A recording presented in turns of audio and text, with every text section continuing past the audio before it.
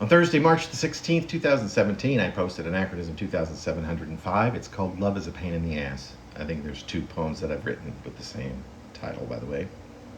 Years apart, maybe.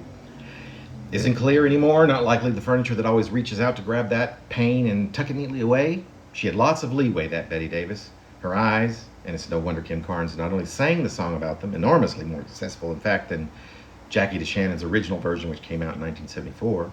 That song, Carnes' version, was, per Casey Kasem, the biggest hit of 1981, spending a whopping 9 weeks at number 1. Could fluctuate instantaneously between whippoorwills floating in and mostly out of them, and spinning nails of ice being shot at deviant, even lethal speeds emerging from her tiny black pupils.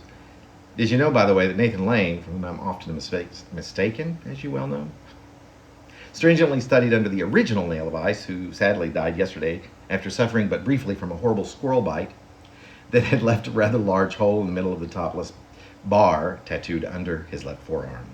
Nail was a fairly unknown guy, nutty, though, just like Lynch, who just cast him in the new season of Twin Peaks, which was nevertheless released as originally scheduled, just as the poor dead Miss Palmer had assured those of us who were alive enough to stick through to the end of the beginning, which also transpired, and sadly quickly expired in the early 1980s, in 2017 on Showtime.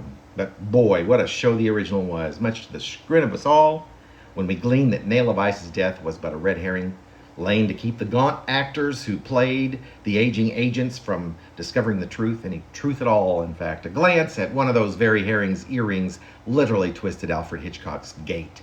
He was filming a glass of wine and immediately, like a corkscrew, turned from the camera and walked hastily away in precisely the opposite direction of his camera's gaze.